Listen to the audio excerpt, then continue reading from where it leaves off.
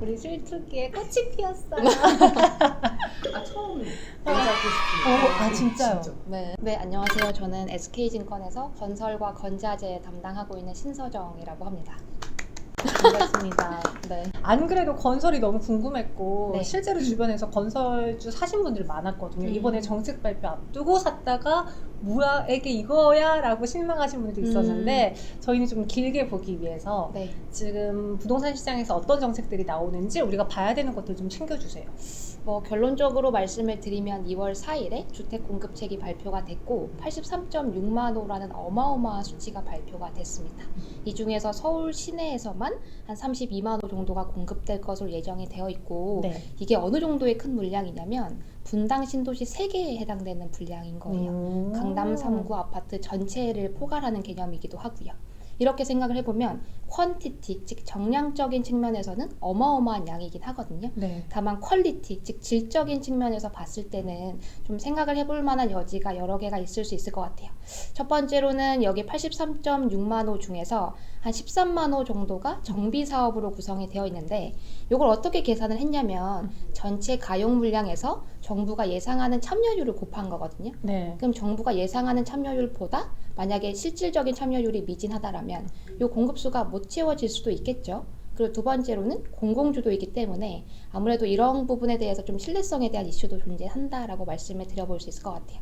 이런 게 복합적으로 작용을 하면서 정책 발표가 있었던 2월 4일에 주가가 소폭이나마 하락을 했죠. 네. 특히 대형 건설사들 한 5% 남짓까지 하락을 했었었는데 저는 오히려 주가가 추가적으로 빠진다라면 저가 매수 콜도 가능해지는 섹터이지 않을까라고 좀 조심스럽게 말씀을 드려볼 수 있을 것 같고 지금 센티멘트적으로는 2사 공급책이 좋진 않았지만 네. 펀더멘털리 봤을 때는 결국에는 공급 확대에 대해서 시그널을 명확하게 줬기 때문에 건설사 입장에서는 Q의 증가로 연결될 개연성이 높아 보인다라고 생각을 하고 있습니다. 그러니까 이번에 건설을 가장 기대한 게 정책 수혜였잖아요. 그쵸. 네. 근데 정책 수혜 말고도 실제로 코로나19가 어느 정도 회복되면 해외에서의 수주도 늘어날 수 있다. 그것도 같이 봐도 괜찮죠. 그쵸. 근데 저는 그러니까 전반적으로 봤을 때 해외 부분에 대해서는 크게 기대감을 갖고 있지는 않은데 여기에 대해서는 두 가지의 근거가 있을 것 같아요. 네. 첫 번째로는 유가가 상당히 많이 반등을 했음에도 불구하고 재정 유가 레벨보다는 낮거든요. 이 말인즉슨 주요 발주처들이 공격적으로 발주량을 내기 위해서는 사우디 같은 경우에는 한 68달러 그리고 UAE 같은 경우에는 67달러 이상이 되어야 합니다. 아, 유가가요? 네. 그런데 EIA에서 전망을 하기에 2021년도 한 55달러에서 60달러 언더이죠. 이렇게 된다면 유가가 반등했음에도 불구하고 추가적으로 발주량이 공격적으로 늘어나기는 조금 어렵지 않을까라고 예상을 해보고 있는 거죠. 아, 그래서 해외 부분은 그렇게 기대가 되는 건 아니에요. 그쵸. 더불어서 재정 상황도 그렇게 좋지는 못하고요. 제가 올해 좀 증권사 리포트를 봤을 때 네. 눈에 띄었던 게 올 한 해 기대되는 업종으로 건설업종 꼽은 증권사들도 많았고요. 그리고 대표적으로 탑픽이 거의 대부분 거의 손잡고 GS건설을 이야기했던데 네. 왜 하필 GS건설이 가장 탑이었는지 네. 그게 궁금했어요. 그러니까 제가 생각했을 때는 건설사들은 실적도 중요하지만 멀티플에 해당되는 센티멘트도 상당히 중요하거든요. 네. 그러니까 실적이 잘 나왔음에도 불구하고 이때까지 멀티플이 가지 못했던 거는 상방이 정해져 있는 섹터라는 인식이 강한 것 같아요. 주택 분양이 늘어나고 있지만 더 이상 지을 수 있는 땅의 규모가 크지 않은데 언제까지 늘어날 수 있을까에 대한 회의감이 있을 수 있을 것 같기도 하고요. 해외 수주 같은 경우에는 과거에 저가 수주가 엄청나게 터져진 다음부터는 대형 건설사들이 전략적으로 해외 수주의 포션을 줄여가고 있는 상황이죠. 그래서 탑라인 성장세에 대해서 좀 우려가 있는 상황에서 신성장 동력을 누가 먼저 갖다 붙이냐의 싸움으로 좀 갔던 것 같고요.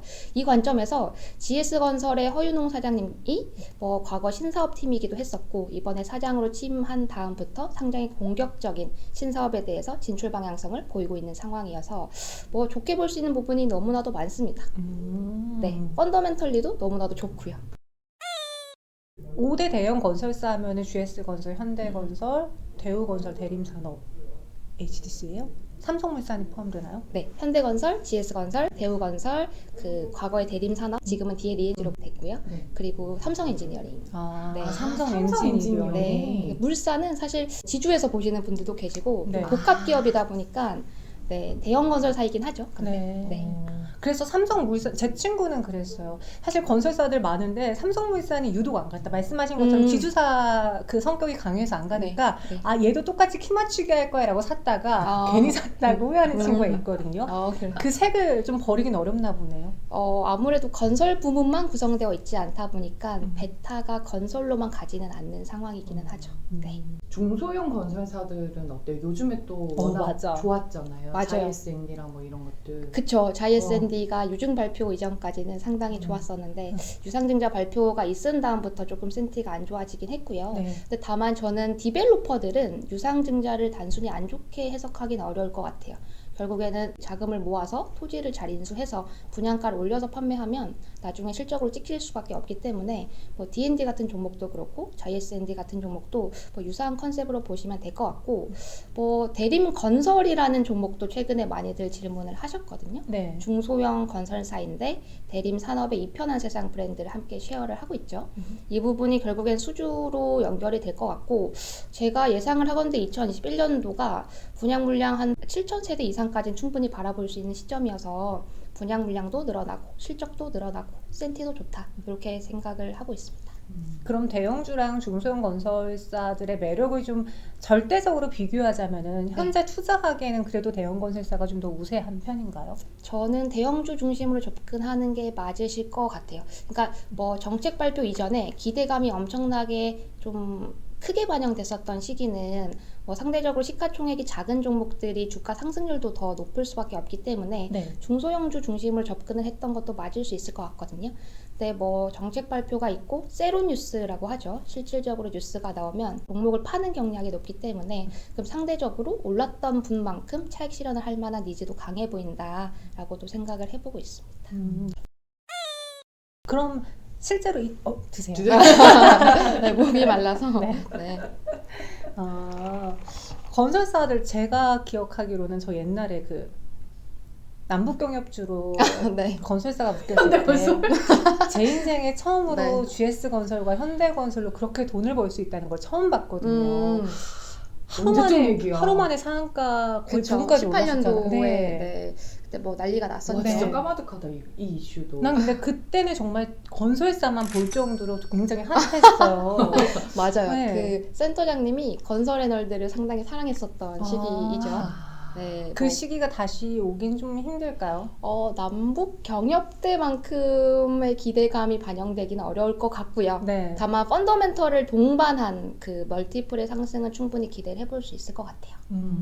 그리고 최근에 멀티플 관련해서 질문을 주셨으니까 그러니까 뭐 대우건설 0.9배 뚫고 뭐 GS건설 0.7배 뚫고 0.8배 뚫고 이러니까 멀티플적으로 좀 부담스러운 밸류에이션이 아닌가라고 질문하시는 분들도 계시거든요. 네. 근데 장이 3천을 넘은 걸 같이 감안을 하셔야 될 것 같아요. 그러니까 코스피의 멀티플의 상승분을 같이 감안을 해보면 그렇게 오른 것도 아니고 지금은 사실 히스토리컬리 밸류에이션을 비교하기에는 좀 다른 시점인 것 같다라고 판단을 하고 있습니다.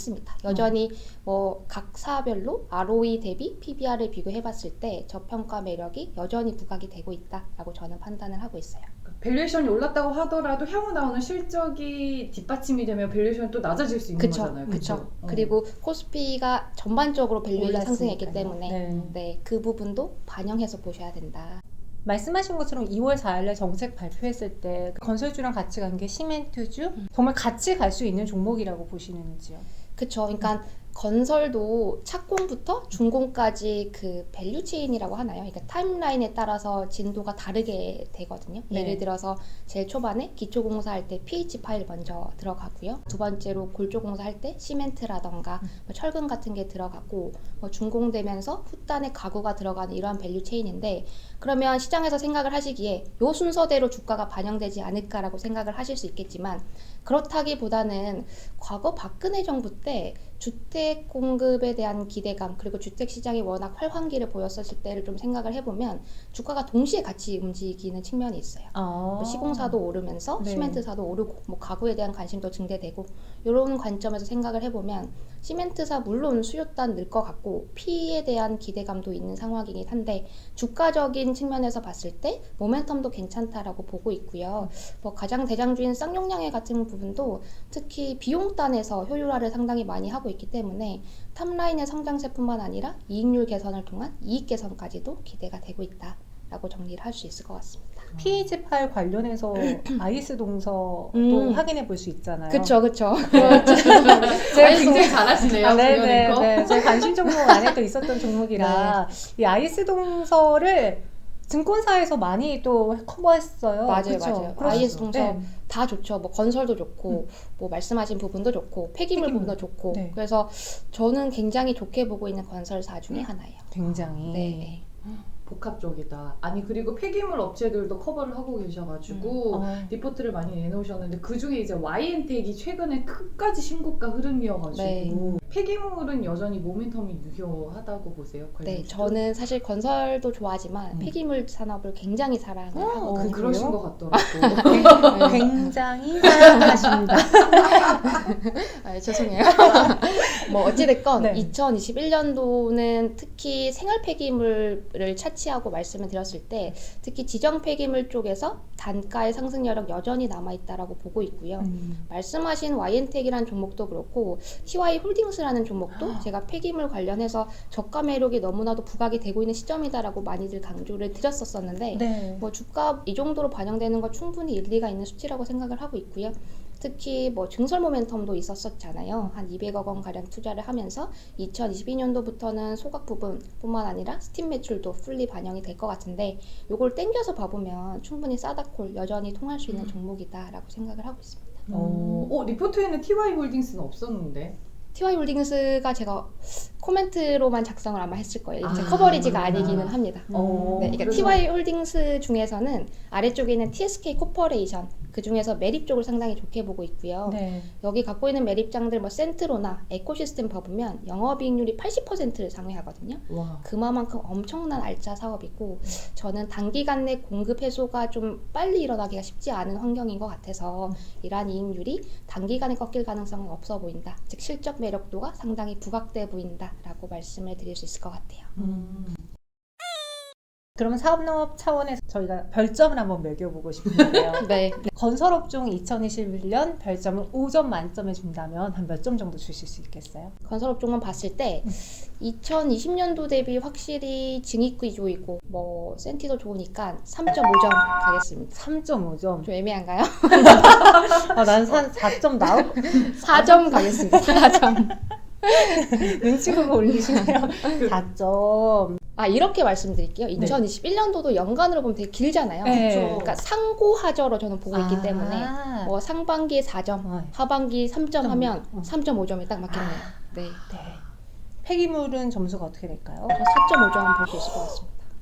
폐기물, 특히 지정 폐기물 좋다라고 여러 번 방송을 통해서도 말씀을 드렸고 네. 지금 2020년도가 사실 코로나 이슈가 있었어서 공장 가동률이 빠졌던 것을 감안을 해보면 2021년도 공장 가동률 올라오면서 수요량 더 늘어날 거고 이에 반해서 공급은 개선되기가 어려운 환경이다 보니까 단가 상승률이 여전히 기대가 되고 있고 최근에 ESG 관련한 종목들이 상당히 모멘텀이 좋잖아요. 맞아요. 네. 이 부분도 긍정적으로 작용을 할 수 있을 것이라고 저는 확신합니다. 왜냐하면은 YN텍은 뭐 최근까지 신고까지면 그 외에 건설주들 폐기물 관련 업체들은 자리가 지금 비슷하거든요. 한 차례 시세가 나오고 다 지금 살짝 조정권에 들어간 모습이 있던데. 네. 오늘부로 관심 종목을 또 찾아봐야겠네요. 최애 종목은 2부에서 전해드릴게요. 구독! 좋아요.